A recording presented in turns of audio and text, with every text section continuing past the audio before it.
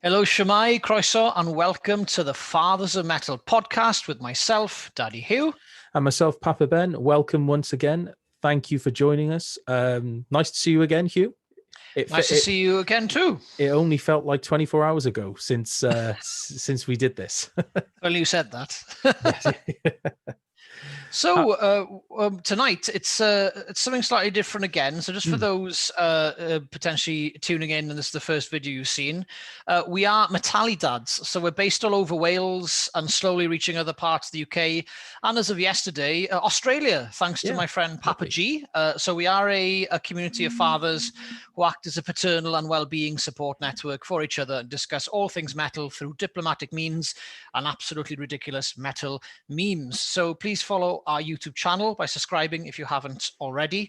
If you would like to join our small army of dads, then find us on Facebook by visiting www.facebook.com/groups/METALIDADS. The only criteria you need to join the community is that if you're a dad and if you like anything under the heavy metal sort of umbrella, I suppose. But Ben, if you're a mum or someone who wants to support what we're doing and you're not a dad, what can you do to keep in touch with us? Okay, so we've got a few community pages. We've got a Facebook community page, which is just simply facebook.com/METALIDADS. We also have a Twitter, which is twitter.com/METALIDADS. And of course, obviously subscribing, liking, hitting the notification bell on YouTube, and that's all good as well. But yeah, you know, we post, the aim is our community pages are quite new actually. So we are aiming to try and get some kind of discussions going on those groups as well. Like we got so many discussions that kind of go on in the dads group, which is obviously really great. And now we want to start doing that as more of a community thing. So that, you know, it'll be more rather than just father based conversations on those community pages will be more based around maybe parenting and obviously heavy metal and just content. Basically, we're just trying to make it a good time for everyone. You know, if you're interested in parenting, we'd like to think that we can provide you with content for that. If you are there, you know, if you're here for the heavy metal, then we like to think that we can provide you with that as well. So it's all good. And we're as active as we can be on all the pages. So if you want to kind of interact with us and tag us in things, then we'll always be sure to reply or like or retweet or do all bits like that. So yeah, we're pretty active. Yeah, man, we're getting there. So, you know, however, all are welcome to enjoy the podcast as well.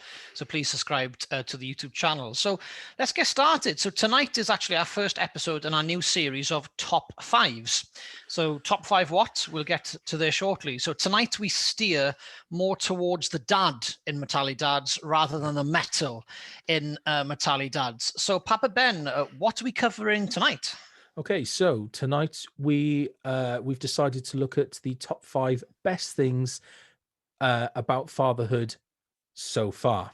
So far. We say so far because I'm almost excuse me, I am almost bang on 1 year into being a father. My daughter's birthday is, well, from the time of this going up, it will be pretty much the next day. So I'm literally a couple of days away from hitting my 1 year anniversary of being a father, I suppose. And obviously Huw, you're just over 2.5 or So 2.5 and 2 weeks, yes. Pretty much. So this is our top 5 best things about fatherhood that we've discovered so far. Of course, you know, as both of our daughters plus the surprise package that's coming Huw's way. We're not sure another boy or a girl. They'll be interested. We're 3 days overdue, and watch this space. Yes. Our next video might be completely different background sounds. Yeah. So yeah, and a lot of bags around the eyes and everything. Yeah. So so yeah, so this is very much a top 5 of things that we've discovered so far, and I'd like to say that we could revisit this every so often as when we're all in different stages of fatherhood, or hopefully we can even get some of the guys from the METALIDADS community on here, and we can get their top 5. Yeah, you know, that is the aim for those members listening. That would be the aim, just to get more interaction from our members. This is just a way of just lead by example. Just if you maybe don't want to quite share it yet, I'm normally a nervous person, can't you tell? Other people will completely disagree, but you know, I wouldn't normally talk about this stuff, especially on YouTube. But I think I'm comfortable to do it now, so I encourage you to try and do the same thing, only if you're up for it. We'd love to have your contributions as well. So Ben, we thought about maybe doing like a reverse 5. So you as they say, you show me yours, I'll show you mine, as they I don't know who they are, but as they say. So what have you got to start us off, and I'll show you mine then. Okay, so mine are in no particular order, but of the list, I'll kind of try and form a very quick 5 as we're going. So starting at a a number 5 or first one, however you want to look at it. The first thing that in my first 12 months I've kind of found some of the best is the kind of enhanced feeling of closeness with my partner. It's the fact that we're going to go super brief into this because I'm going to do a whole video on this as a separate topic, but it's taken us over 3 years to get pregnant, and even then we kind of shouldn't have got pregnant, but we did. I don't want to sound cliche, but Millie was a miracle baby, and she was in every sense of the word. I don't want to sound soppy or cliche, but she was, and there's that enhanced feeling of closeness that I'm not surprised that I feel it, but I have absolutely now that I've experienced it, now that I look back, I wouldn't have been able to tell you how that felt, if you see what I mean. I've had to experience it to understand it. And it's, apart from the fact that, we've worked for 3 years for this to get to where we are now. And that you've got that kind of permanent bond with that other person. Whatever happens in the future, it doesn't matter. You've always got that bond with that person. And like I say, it's just that enhanced feeling of, we've done something good together, and this is a permanent thing on both of our lives, and we're happy it's happened, and we're happy it's happened with each other. That's amazing. Thanks for sharing that. It's like I said, I don't know if there's any other dads potentially listening been through the same scenario. We're lucky we haven't. Again, it was reasonably simple with us, and I don't take that for granted whatsoever. I'm not being smug about it at all. Again, we know many people that have been in a similar situation, but again, a lot of those close to us, I've been in the same situation, and more details I hear, I can understand the the constant disappointments and picking yourself back up again. And a great one to start. It must be incredibly rewarding for you. Just hugely. Again, that feeling of at last, wow. Yeah. How's this even happening? Almost like when you almost sort of give up hope. I think that's how it works, I suppose. As all these stories of once you let your guard down and you almost give in to it, when you relax a bit more, then it happens. It's you get a lot of that. If it's natural or IVF or the other one, which is quite similar.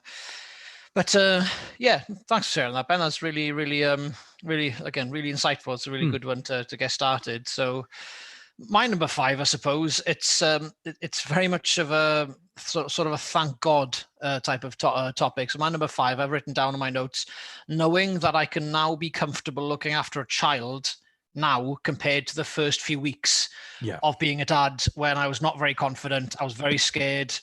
It has given me, just be able to father a child has given me greater confidence to overcome a lot of other difficult challenges, even though sometimes simultaneously the anxiousness I suffer from post-baby, it does make it quite difficult. But I know that if I can do that, I can do a hell of a lot of things. But it's like you told me a few months ago, you had your first day looking after Millie, and she didn't die. No, I didn't mean that. That sounds really sensitive, but in the I know regards exactly what of, you mean.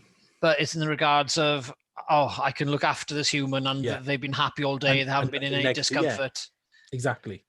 No, But totally, I agree. that's like a big, when you as a dad, I think, get to that moment, you feel a great deal of pride. Yeah. And you just for once you won't be so hard on yourself, and you'll give yourself that pat on the back, I suppose. Yeah, no, definitely. But yeah, that's my number 5. Anyway, just knowing that I can get from the start of the day to the end. Yeah. And all the things that are chucked at me, if it's pooey nappies, gone sick, or a meltdown in a shop, you've managed to handle it okay, and you know it's yeah, exactly. You've managed to do it okay. Yeah, and that's something that's definitely happened for me a lot more recently. Obviously, you know, we're as of recording this, we're still in lockdown here in Wales. So as a result, is my wife isn't classed as a key worker, so she's on furlough. She went back to work after a 9 months off, or well, technically she had a bit longer because she took all a holiday on top of it, so she had like 9 months and 3 weeks or whatever it was. She went back to work for 2 weeks. Oh, not even that. I think it was a week and a half, and then back in lockdown again, and she's been off ever since. But that was the first. You know, before then, I'd done a couple of outings with Millie on my own. Took her out when we were allowed to go out, and do little bits with her. But yeah, when Sian went back to work, that was the first real proper test, because it wasn't like, if anything goes wrong, I can take it back to Sian. Like if anything goes wrong, she's in work. I have to deal with this situation, and yeah, so it was for me as well. It was scary is possibly not the word, but definitely nerve-wracking. But at the same time, like I was really excited to do it, because up until this point, Sian's always naturally taken the lead, and that's just because I'm classed as a key worker. I'm still working, so it's natural that Sian kind of just takes the lead in most things, and I provide the support around her. So for me to be able to go, you know what, actually, let's see how I get on doing things my way. And I didn't even know what my way was until I'd done it. All I know is I knew my way was going to be slightly different, and it worked for me, and it still worked for Millie. And yeah, like you said, I got through that, and Sian come home, and Millie was still healthy and fit, and yeah, it was great. So yeah, no, I totally get that. It's an awesome feeling. And yeah, I guess you proved yourself in a way, don't you? You just think to yourself, yeah, you know, I can protect this precious cargo, or whatever you want to, you know. It's just such a good feeling, that. So yeah, that sort of brings us nicely to your next point, doesn't it, in regards of focus on now protecting this this living life you have, isn't it? Isn't that what you got as your next point, Ben? Yes, I do. Yeah. It ties nicely, doesn't it? It does. Yeah. So it's, again, I think for me that a lot of these kind of this top 5 is full of new feelings, because obviously all these feelings are very new, and then the experiences as they come are kind of they'll be added to that kind of top 5. But yeah, so for my number 4, it's that sense, or that feeling of having a greater purpose. You know, up until having Millie, it was just me and my wife Sian, and we just coexisted. Just, you know, we'd go out together, we'd do things together, and we just had us to worry about, and that was it. But then all of a sudden Millie comes along, and there's, you know, you exist for a greater purpose. Yeah, you know, all of a sudden, you know, it's a natural occurrence, but your focus just basically emanates around protecting that precious life that you've created, especially, as I said, you know, with the fact that it's taken us 3 years. And not to go into too much, we've had some challenges along the way of the pregnancy, not necessarily related directly to the pregnancy, but things that could have had a negative impact on the pregnancy. So the fact that she made it through, you've just got this, like, I'm never, you know, I'm sure, you know, everyone feels it sometimes, that I'm never going to let anything bad happen Yeah. feeling. And basically, if you let yourself, and actually you can almost, I don't want to say turn it into a negative, but you could almost go too far that way and actually completely lose yourself in that. No, absolutely. It's a fine line. Otherwise, you can end up making yourself so anxious and sick that you'll be overprotective to a point where you affect, you almost impede on progress and development, Yeah. mental, social especially. So, you know, like all, you know, everyone has got their own, obviously, you know, rhythm or style, but you know, it's finding that line. But yeah, man, that's a really a good point. You know, like I'm feeling that as well, because you know, my happiness is third. So that's the way I look at it now. I'm in third place, or maybe fourth after the basil plant. It needs a bit more love. The basil plant on the windowsill of the kitchen needs a bit more love than myself. But yeah, so you know, it's baby, wife, and me. So that's oh, sorry, Laura's her name. Yeah, she got a name, I think so.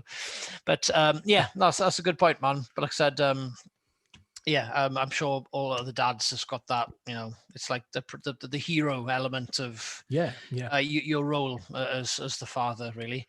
Sort of takes me on to my next point, really. So number 4, I've got something you agreed to earlier, as in you like the point I raised, and again, it's sort of almost like to hear feedback about how well you're doing, type of thing. So I've written down one of the best things about fatherhood so far for me is to be complimented by the public on either my daughter Mali's natural beauty or just for her good behavior and her character. Just for the record, it's funny for those listening, you didn't mishear. Ben's daughter's called Millie, mine is called Mali. Get over it. There we go. But ironically, in the group, we've got my Millie, we've got another Millie, you're a Mally, and we've got a Molly. Molly as well. Funny enough, I'm actually on the phone to Molly's dad right now. But there you go. I won't say his name just in case he doesn't want to be mentioned.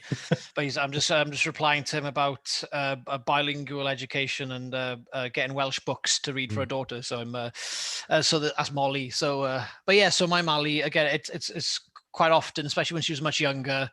Because I think we're quite lucky, because when she was born, she wasn't really wrinkly faced like many babies, of course, can be. She came out looking like a doll from day one, and she's always had that doll-like features. And so people compliment her on how she looks and just the brightness she has on her face. She'd be able to smile from a very young age as well, and she's sort of, because I'm very sort of, when I read books to her and speak to her, I'm normally very, I don't know, flamboyant sometimes in how I do my facial expressions. Yeah.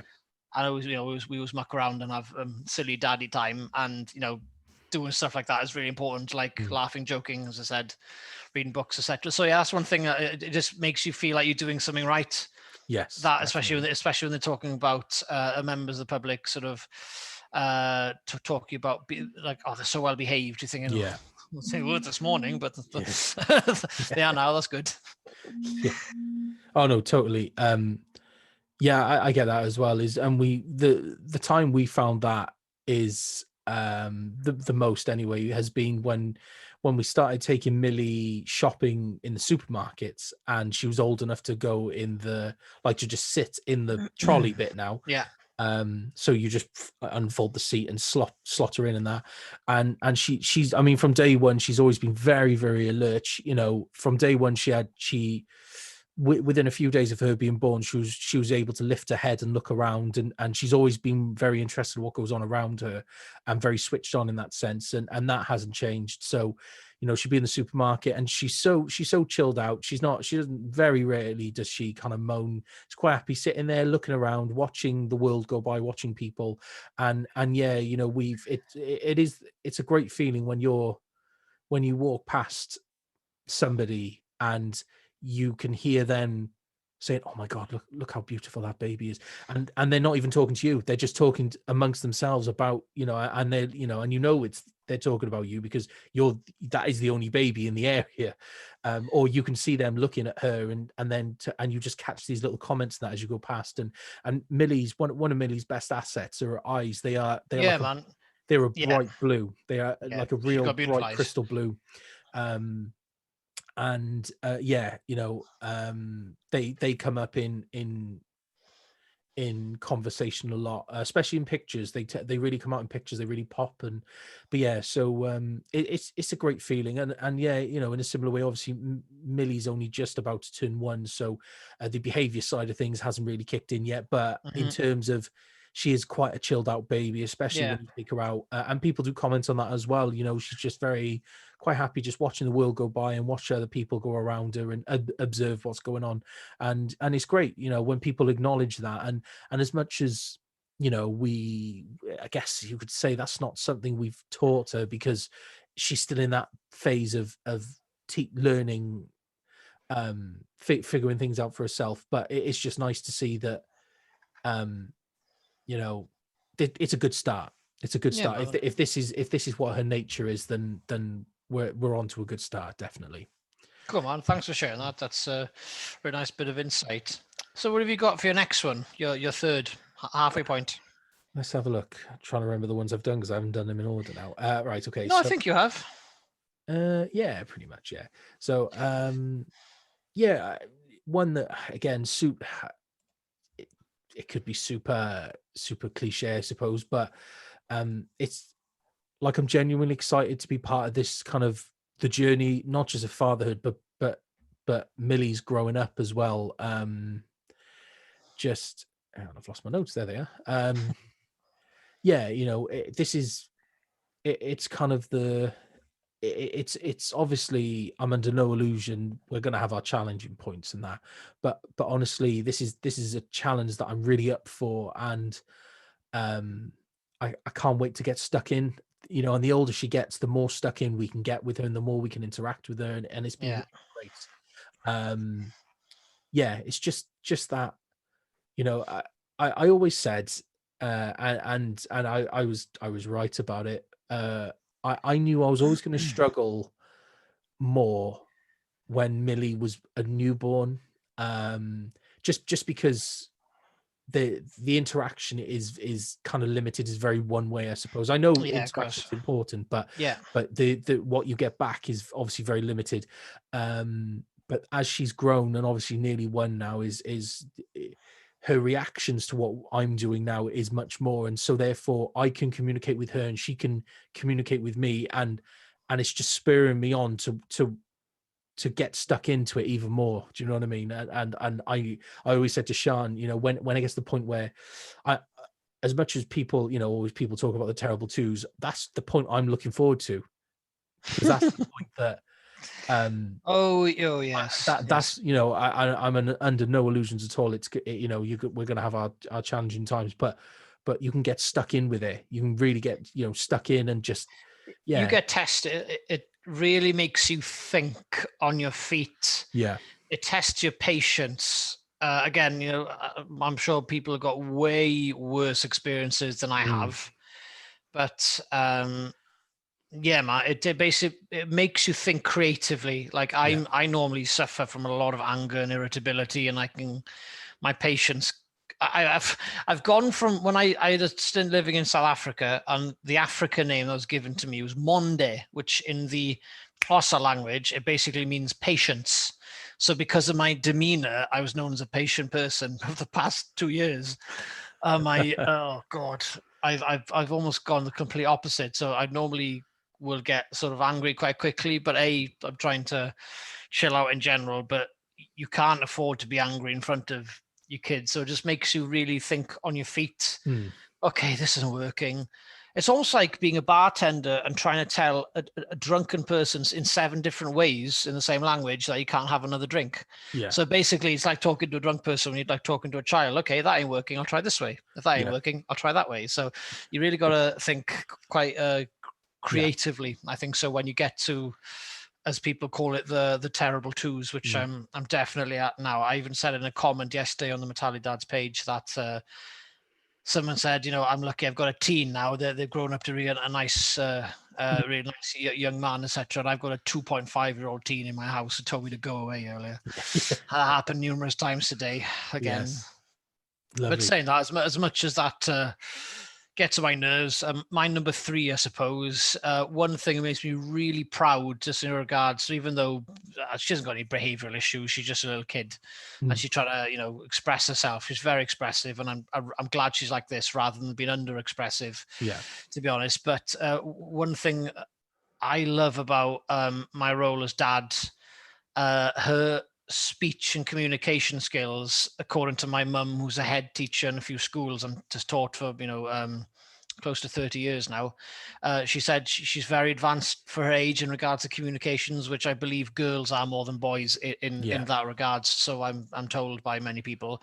But Mali, she probably by age 4, and she's 2.5 now, I reckon she'll be trilingual. So just for the record, Mali speaks Welsh, she speaks English, and we are currently together. We're learning British Sign Language. So I'm doing it for like a work project, or just work because I like to be able to communicate using it. But we use basic British Sign Language every single day from interactions. Like in the park today, I was using it as do you want to go on the swing, or do you want to stop and go on the slide, or the classic one, if you don't eat your food, you can't have chocolate. That's I say that sentence more than any of the sentences in British Sign Language I ever thought I'd be doing at age 33. 33, yeah. But yeah, it just makes me so proud to see how well, like she's pretty much near enough fluent in the level of language she can speak in Welsh and English. What she can understand is even greater rather than what she can actually say out loud. So I've always talked to Mali like I talk to a young child or an adult. I've never spoken to her like a baby. I haven't adjusted my speech, so she's understood me from a very young age. And my wife Laura. So that is one massive pride thing I have, is in this element of fatherhood. It's just the development of her speech and communicative skills. So that makes me really, really, really happy, especially BSL. And sometimes I find with BSL, communicating just in that sometimes make her do things faster. Like for example, she likes to start, she's in the child seat at supper or whatever, and she likes to stand up and sit down when it's nearing the end. And I'll say to her in English, normally I revert to English when I'm really angry. So I'll try Welsh first and then English next. And normally when you use British Sign Language, you normally need to mouth the word as well, because it's a part of how you communicate, which you probably know a bit of. But if I just do the sign without the lip and just give her the look, she'll sit the fuck down. so it's amazing. So I noticed, because I want to just speak in Welsh to her rather than have to go to BSL, but many times just like if I say sit down now please, it works straight away. So anyway, that's my number 3 anyway, just the communicative element. And you know, we're just getting into the very beginning part of communication with Millie. She's so I mean, her first word was dada, which is obviously a great great experience. You know, I think she accidentally says other words as she goes now, but yeah, it's been like, she's so talkative, and yes, she makes no sense at all at the moment, but they're not, when I say they're not completely random, they're controlled noises that she's making. She's mouthing, she's using her tongue, she's purposely making those noises and those, you know, these things. She just isn't forming words yet, you know, but the basics are there. Absolutely. You know, you're making your ooh sounds and making your ahs and thes, and so you can see the tongue and you can see her mouth making these formations. So yeah, it's really exciting, because obviously the more she can verbally communicate with us, the better it is, you know, for us all, really, you know. So yeah, no, we're really looking forward to that. So yeah, that's a great one.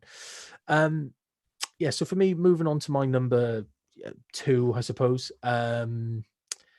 is, let's do this one. So I've obviously, since being a father, it's really, well, you know, I mean, it's helped kind of reconnect some kind of old connections. Well, the main one being yourself. Thank you, Ben. Yourself as well. You know, there technically wasn't anything, I suppose, that wasn't going to stop, that wouldn't have stopped us, but because we've got that thing in common, the conversation started. And then obviously we, you know, found out that you happen to be moving to the same town as I am. Yeah. And obviously with that thing in common, we got chatting more. And from those conversations, the METALIDADS thing basically came up. So, you know, as part of being, you know, being a father now, we've now, you know, rekindled a friendship and started something that could potentially be very special. You know, we've already got 55 members in the group. Yeah. I've personally used the group a few times now, asking for advice. And put it this way, just to put things into perspective, my wife is a part of a couple of mothers groups, one being Emma's Diary group, yeah, of course, which is a very popular one. There's thousands of members all over the world in that group. Thousands, 10, 15,000, whatever there is in that group. Anyway, she asks for some advice, and she'll get a response usually. But I put the same question into our group, and the responses I get 10 times quicker. It's insane. And bearing in mind, she's posting in a group that I think it's about 15,000 members. It's a massive group. Might even be more. I don't know. Our group of 55, I think I've asked 3 or 4 questions now, quite big questions as well, you know, and there've been ones that I say we were at crisis. That's a bit of an extreme, but we were at the end of our tether in a couple of those questions, and it was you know, I'm going to ask the question, and I really hope someone gets back to us soon, because we need to try and figure a solution out. And again, our group was the one that came up with the solution, and 2 on this occasion and 2 came up the fastest, you know. So you know, we've started something, you know. Let's be fair, yourself, Huw, you've recently done a TV interview for S4C. Yeah, that's correct. On the TV show, is it Hynny? Hynny. Which if you've got, is it iPlayer? Is it on iPlayer?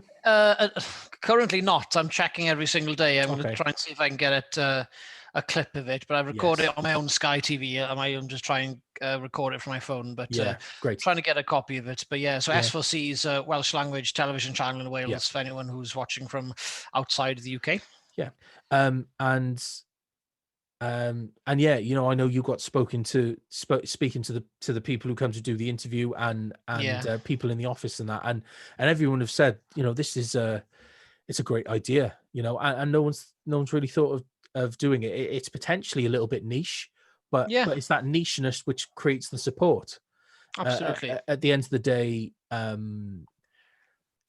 you know, if you just because you put everyone together, you can put a group of guys together who are all fathers, but if you've got nothing else in common other than that, it could potentially fall apart quite quickly. Yeah, absolutely. The point of the group is that you can come together as fathers, so you have that in common, but crucially, you have the core thing to this is the fact that you're all into a similar genre, or you can appreciate other people's genre of music because it's one of the branches of what you like. And I think the advantage with that is, probably more than other things, is music is a very personal thing. Yes, as we know, absolutely. Extremely personal. It's also a universal language, and it's a very personal thing in terms of how you interpret it and everything that comes with it. So all of a sudden we've got a group that are interpreting things in a very similar way. So it's not just, oh, I also like this, that's what we're going to comment. It's also like this, but you also understand why I like X, Y, and Z. And then straight away you've already got a connection there, more than just I like this, you like that. There's an understanding as to why, and it's a deeper thing. Do you know what I mean? And then on top of that, you've got the actually, while we're at it, I've got a couple of questions I need to ask, and then it kind of goes from there. So, you know, if I hadn't become a father, this wouldn't have been a thing. No, absolutely. It's the same and as I'm very myself, proud really. of where we are with it. And like I say, you asked me the other day a question of how did I come up with it, and Again, I told you, the older I get, my memory's getting bad. I almost generally can't remember the eureka moments, but I think he was potentially just speaking to you about how we haven't really engaged in many of the paternal platforms. I think that's where the idea I was came. struggling to find something. In fact, there was nothing. You know, I was struggling. Again, I'm going to do a whole video on this separately, but I was struggling with postnatal depression. I was feeling very lost. I just didn't know kind of where I was and everything. And so we spoke to our midwife to see if she kind of had any information. And the really sad thing is, so we're based in Barry, which is on the south coast of Wales, just outside of Cardiff, the capital city.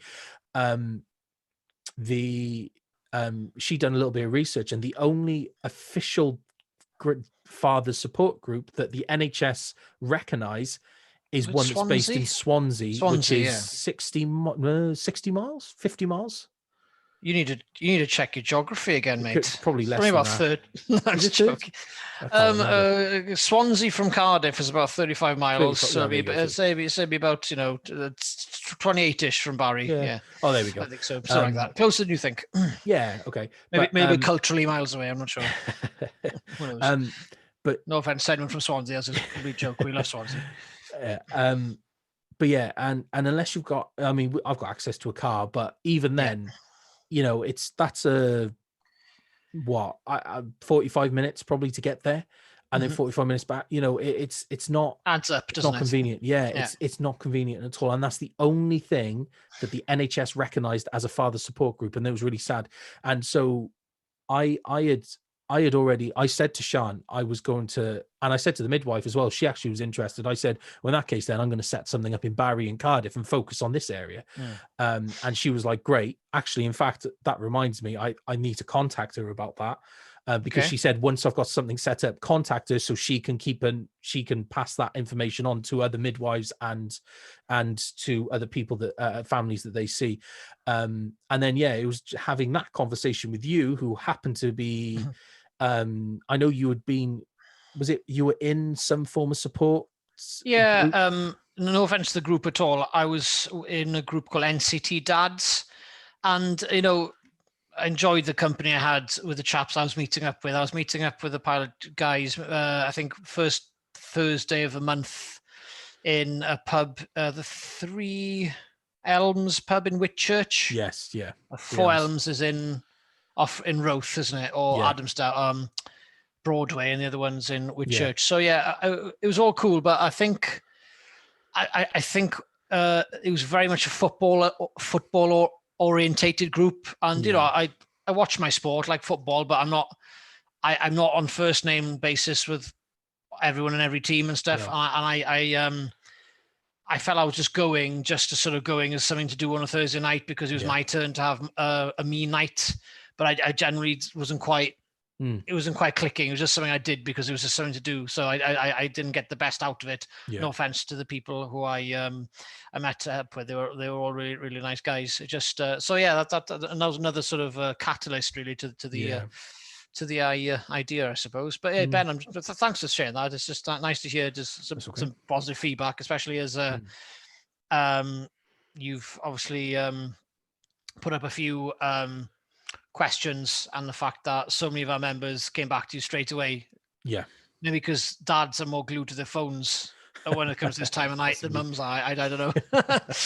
maybe that's an element. But thanks. I'm glad it's well, that's how it should be working really, so that people can, I don't say come to the rescue, but chip in when it needs to be, and people giving a lot of different advice. And as it's turned out, it's that one night anyway, that was the actual that one, solution. So maybe moving on to my number 2 now. So I've got a couple left. So this is something I think is quite a romantic thing to think about really, but it's something you can forget about quite easily. So I've written down my number 2 that one of my top 5 best things about fatherhood now is that your child is like a blank canvas, and you can introduce them to any skills or knowledge that you can think of. Again, that thought sometimes gets forgotten by the fatigue of parenting, but it's something that we must remember every day. Is it's a way of pushing ourselves, making ourselves creative to try and help them build their skills, because we can get so tired. I get so tired, and you just want to, we haven't got an iPad for Mali, but it's easy just to chuck them from the telly or do that just because you want a bit of you time to get the dishes done, to do that and that and that. It's so easy to forget that they need to learn, and they need to learn new skills, etc. So that, a lot of that is down to fatigue when it can't happen maybe as often as quick as a lot of parents originally said. Because, I've always said to myself, when I'll be a parent, I'll do this, this, and this, and that. And we've heard it all before. If I had a chat with myself from 5 years ago, I'd sit down and have a good chat with myself and say, mate, don't be such a smug twat. You know nothing. You know nothing. You weren't there, man. You weren't there. I've seen some things, man. But it's very much like that. So, but, just keep it positive. It very much is like a blank canvas. So like I forget sometimes, we're a musical household. I want her to be able to learn how to jam with me I want to be in a band with my daughter later. I gotta give her some instrument time. So I try to help her learn Twinkle Twinkle Little Star on the piano tonight. And yesterday I had the cajon, the box drum out. We were playing Baby Shark as a duet. I was playing on an acoustic guitar, and she doesn't like sitting on the cajon, unfortunately, because that's the whole bloody point of a cajon drum. But she was hitting it on the side, and she's still doing it on the beat, which is just awesome. The fact that she can hit things on the beat. So again, blank canvas. You just got to remind yourself that I know it's tough. Yeah, it can be very fatiguing, but always just keep that in your mind. They need to learn. Treat them as a blank canvas, and enjoy that thought. So that's my number 2 anyway, Ben. Oh, lovely. Yeah, and for us as well is obviously I'm very musical orientated, actually just generally artsy orientated, as well as being an avid gamer. If you see you can, as weird as this looks, this actually is straight. It's the weird angle of the camera, but I've got all this like retro gaming stuff up here, and I've got all these like a box Transformers stuff over there, and I've got consoles, and so I've got a lot of interest. Sian's she's very interested in reading. I'm also big on cooking, and that's the of course you are. Yeah, and baking. That's 2 different things altogether. Remember? Yeah, and because you've experienced that firsthand now. First-hand twice. And that's always been something that I'm really hoping that we can get Millie into. If I can get her into music, and it's absolutely up to her how she wants to get into that. She doesn't have to get into the same type of thing as me. She can get into whatever she likes. But if I can inspire her to get into music in some way, I don't mind what instrument she wants to play or type of music, that's absolutely fine. But if I can inspire her, that's great. But even things like I really want her to get into, or just be interested in cooking. Man, it's important. It's such a good skill. I've seen too many, and the sad thing is I can tell you from personal experience with students and that as well, is there are genuinely some students out there who just do not know how to boil an egg. And if Millie ever wants to go, to university in the future, I would love for her to have those skills, to have those life skills. So definitely as she gets older, and when she starts walking, and she's already interested, like if I go in the kitchen, put the baby gate up, she's at the baby gate, standing there holding it, looking like she's in jail, proper watching what I'm doing. She's very interested in what goes on in the kitchen. So the sounds and the smells. So I'm hoping to kind of make that exciting for her, and get her involved as early as possible, as safe as possible. Get her involved in the kitchen and make it exciting, and have her naturally just learn how to do, just to be comfortable with cooking. I'm not asking her to be a Michelin star chef unless she wants to be, but it's just things like, eventually if she could just comfortably know how to cook chicken, because that's a big anxiety thing for a lot of people. Just is jelly chicken, jelly in the middle. Like it's just little things like that. Just if you put chicken in the oven and you forget to put a timer on, you go, oh, that's okay. I know what I'm looking for. The tenderness, what. It's just little things like that, and you just know. And so it's just setting her up for life, really. But obviously, but in the process of doing these things, if she finds a passion for it, even better. Absolutely, man. Good man. Because sometimes a lot of people aren't familiar with the basics of nutrition and just how food works, and that, you know, not just a diet works. Diets technically don't work. You need to exercise. It's about metabolism, moderation, everything. So no, you're right. It's an important life skill. So I think we're coming to a close now. So we both got one each left. Again, might not be in any particular order, but I've tried to sort of up the ante with each one I go for. But they're generally all very important points, of course. Yes. So what about yourself? What have you got as your closer? As my closer. Your closer. Again, possibly a bit of a cliche one, but it's one that genuinely is ultra important, and it's that, again, it's something that you can only experience when you have a child, and it's that experiencing the feeling of unconditional love. It's such a cliche, I know, but and I'm not. This is actually a relatively big, I guess, in some way, quite a big moment for me, because I'm not very when I say it's not that I'm purposely closed off about these things, but I'm not very open. I tend to be, you know, I show my affection in my own way. I'm not very, you know, and me and us as a family, aka my mother, grandmother and stuff, we're not the kind of family that will always tell each other they love each other. We're not that at all, but we just do things that show that we love each other. That's the bit. But we're not a very, let's talk about how much, you know, we never say we love you. You're a doer, not a sayer. Yeah, oh, definitely. Yeah. And so for me to sit here and talk about things like the feeling of unconditional love is actually quite a big moment for me, because it's not a natural thing for me to do. Sian will tell you that as well. Like, I'll do lots of little things to show her how, you know, how I feel about her. But yeah, no, I don't, I'm not very kind of verbally open about it. But yes, like I say, the feeling of unconditional love is, and it is something that really can only happen with a child. You can love your partner to the end of the earth, but there's, it goes another step further above that with a child, and it is just that, it's that moment, especially when, you know, she was first born. Which, trust me, you know, in a couple of days' time, I'll be looking at the time and replaying every single moment back in my head. And you know, it's that first time that you hold her, or in my case, her, hold her, and yeah, it's just that, it's that sudden realization that it's like, yeah, just like literally nothing else matters now. You know, oh, nice metal reference. I like that. Yeah, just absolutely nothing else matters. No one else matters, realistically, you know, as much as, again, your partner, you know, obviously you're there to support them as much as possible. But again, all of a sudden, it's almost a weird feeling. You kind of realize all of a sudden, there's suddenly someone else in the world that you would put before your partner, which up until this point, you'd always put your partner second. Yeah. Now it's like, if there was a burning building and I had to save one of them, you wouldn't hesitate at all. You're taking the child, and that and you would expect your partner to do the exact same thing. And it's a weird feeling in its own way. Is that suddenly like, wow, I never thought that was a thing that I would feel. Do you know what I mean? But yeah, it's like, well, that's a good point, and it reminds me of something my wife said before we had Mally. She said, "It's amazing how you can love something so much which you haven't met yet." Yes, yeah. That's again something a mother will only have that biological and chemical connection with, more so than a dad's, for obvious reasons. But yeah, from a dad's perspective, absolutely right as well. Yeah, thanks for sharing that, Ben. That's a really nice closer.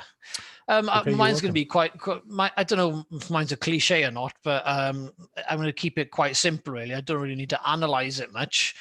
But I suppose my top one so far, the best things about fatherhood is to see them grow into the best version of you. That is my fave. So just seeing yourself in them, and seeing your memory of yourself as a child in them as well. That is one of the most beautiful parts, I think, of my entire experience. And having then maybe a parent or sister saying, "Oh, it's a spit of you when you were that age," and that is something really nice about that, which I never get bored of hearing, because it's almost like a self-discovery. Because, you know, we all have like an image in our heads, like there was, like we were a camera on ourselves. We've all almost like imagined almost incorrectly sometimes how events took place, but just how we remember them in ourselves. So we sometimes distort how things actually happened or suppress things. Yeah, so it's nice. So it's nice to have people remind you sometimes, like loved ones, if it's a brother, sister, mother, father, grandmother, grandfather, etc. So simply one of the best things for me about fatherhood is to watch them grow into the best version of you, or the best part of your own character and personality, because it's almost like it's a compliment to the both of you, the child and yourself. I think so. Oh, definitely. And your partner, obviously. Yeah, absolutely. Yeah, no. Oh, I'd say that's a lovely way. That's a lovely closing one, especially as well, you know, and again, that's something for us that we're kind of slowly experiencing now. Or when Millie was first born, everyone was like, oh my God, she looks exactly like Sian. And I mean, I don't know if you felt this, but I couldn't. I looked at her and I was like, she doesn't look like either of us. She just looks like her. You know, you don't see it. It's other people that tend to see it more than you, I suppose. And yeah, you know, but then as time's gone on, all of a sudden she started to look like me a bit more. And it wasn't until it was a couple of months ago now. So if I was to compare now, it might not be the same. But you know, a couple of months ago, just before the second or third lockdown, when we were actually allowed to go and see family members and that, my nan's got a picture of me when I was 6 or 7 months. Yeah. And Millie was about, at the time, Millie was about 9 or 10 months, so not that much between us.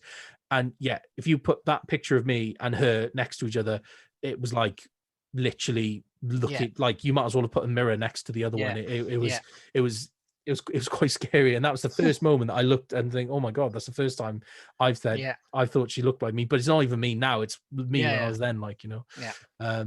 But yeah, so and obviously as her personality starting to come out, we're going to start seeing and hearing more of that. So yes, that's it's exciting time. So it's exciting times. That's why we've called it not the top 5 best things about fatherhood, but top 5 best things about fatherhood so far.